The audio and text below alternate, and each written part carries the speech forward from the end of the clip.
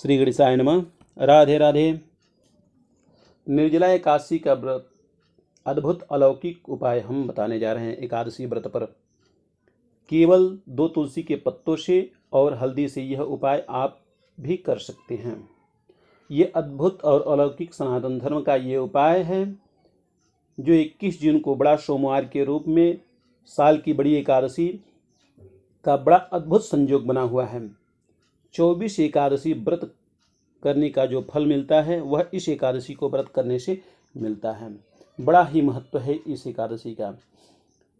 इस एकादशी के व्रत को पांडुपुत्र भीमसेन ने भी किया था, इसलिए इस एकादशी का नाम भीमसेनी एकादशी भी पड़ गया।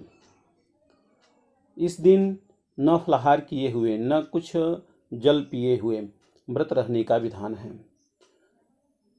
एकादशी की सूर्योदय से लेकर और द्वादशी के सूर्योदय तक निर्जला रहकर इस व्रत को किया जाता है, इसलिए इसका नाम निर्जला पड़ा।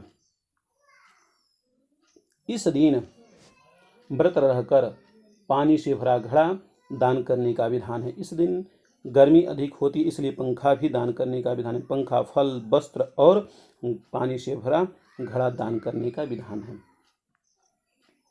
जो व्यक्ति निर्जला एकादशी का व्रत रहकर यह जल से भरा घड़ा और वस्त्र, फल, पुष्प, द्रव्य सहित किसी ब्राह्मण को देते हैं, उससे साक्षात नारायण भगवान विष्णु प्रसन्न होते हैं और हमेशा उन्हें जीवन में हमेशा खुशी की प्राप्ति होती है और जीवन में हमेशा सुख समृद्धि बनी रहती है। निर्जला एकादशी के दिन भगवान विष्णु के साथ साथ धन की देवी लक्ष्मी जी की भी कृपा दृष्टि प्राप्त होती है। जीवन भर धन की कोई कमी नहीं रहती। व्यास जी ने एकादशी व्रत का महत्व बताया है। सभी तीर्थों पे दान, स्नान, तप का जो फल प्राप्त होता करने से जो प्राप्त होता है वह इस एकादशी के व्रत करने से वह फल प्राप्त होता है। निर्जला एकादशी व्रत करके आप अपने पापों से मुक्त हो जाता है व्यक्ति। जो व्यक्ति विधि विधान से एकादशी व्रत को करता है उसकी 100 पीढ़ियों तक को मोक्ष मिलता है। निर्जला एकादशी व्रत करने से ब्रह्महत्या करने वाला, गुरु से द्वेष करने वाला, चोरी करने वाला ऐसे व्यक्ति पापों से छूट जाता है और अंत में भगवान विष्णु के परम पद को प्राप्त होता है। एकादशी व्रत से स्वर्ण दान का फल प्राप्त होता है। एकादशी व्रत पर सिद्ध और शिव साध्य योग पढ़ने से इसका महत्व और भी बढ़ गया है। यह योग मनोकामनाओं को पूर्ण करने वाला, इच्छित फल देने वाला होता है। निर्जला एकादशी व्रत करने वाले के लिए उपाय व्रत करने वाला भी कर सकता है और नहीं व्रत करने वाला भी कर सकता है। यह एक छोटा सा उपाय हम बताने जा रहे हैं। 1 चुटकी हल्दी से और 2 तुलसी के पत्तों से माता लक्ष्मी और विष्णु की कृपा बनती है। एकादशी बड़ी एकादशी के रूप में जानी जाती है। यह निर्जला एकादशी इसे कहते हैं।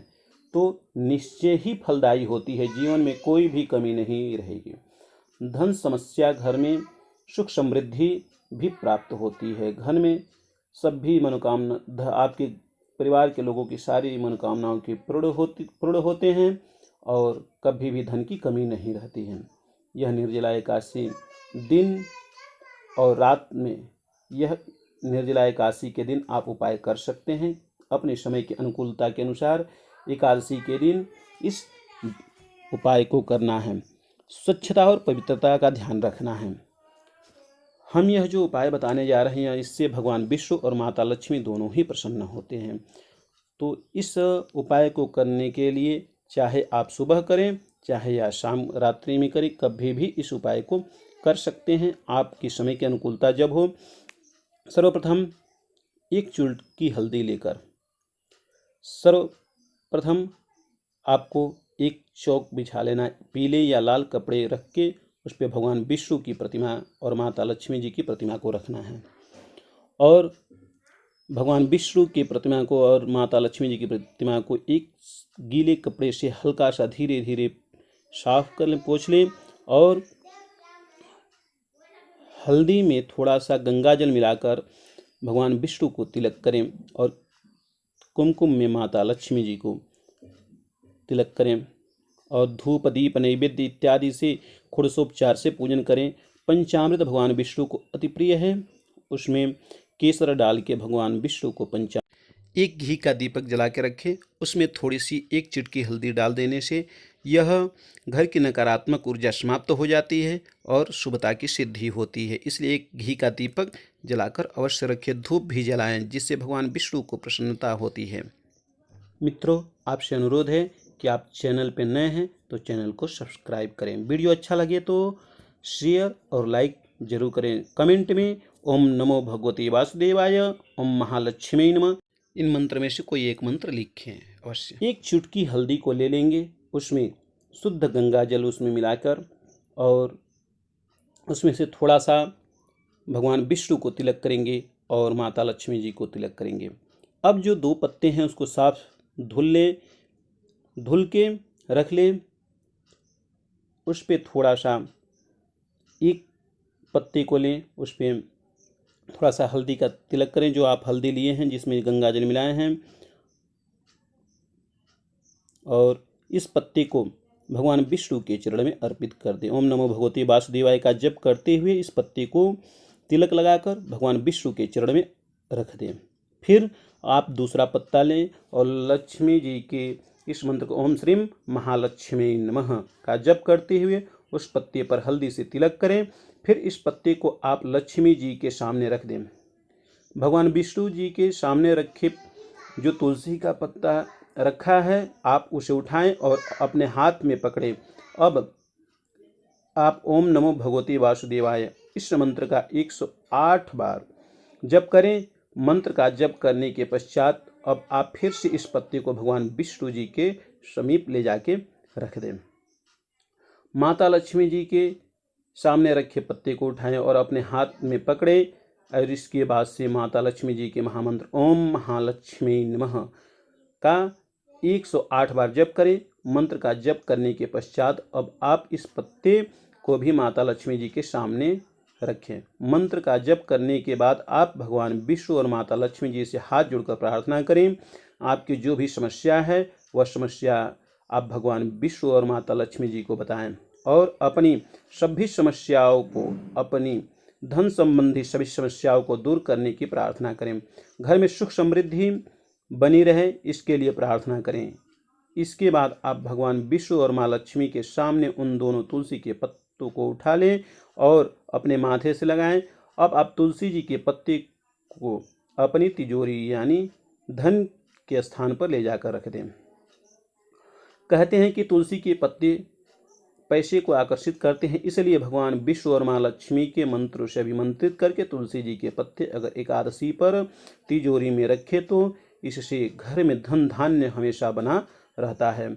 इसके अलावा अगर आपके पर्स में पैसे नहीं टिकते तो और हमेशा जेब खाली रहता है तो भगवान विष्णु और माँ लक्ष्मी को अर्पित किए हुए इन तुलसी के पत्ते को आप वॉलेट में रख सकते हैं। ध्यान देने योग्य बात है कि चमड़े के वॉलेट में कभी भी न रखें। या तो रसोई घर में एक सिक्के के साथ दोनों तुलसी जी के पत्ते को बांधकर साथ में लाल कपड़े या पीले कपड़े में बांध करके रख दें।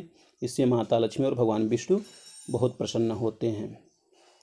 इस दिन आपको भूल कर भी चावल और अन्न का सेवन नहीं करना चाहिए। ना ही इस दिन आपको प्याज लहसुन आदि तामसी भोजन करने चाहिए। साथ ही इस दिन पूजन में भी चावल का इस्तेमाल नहीं करना चाहिए। अगर आपने व्रत रखा है तो रात को सोए नहीं। इस दिन सूक्ष्म जीवों की हत्या न हो जाए ये ध्यान रखें। नाखून न काटे, बाल न काटे, ब्रह्मचर्य का पालन करें।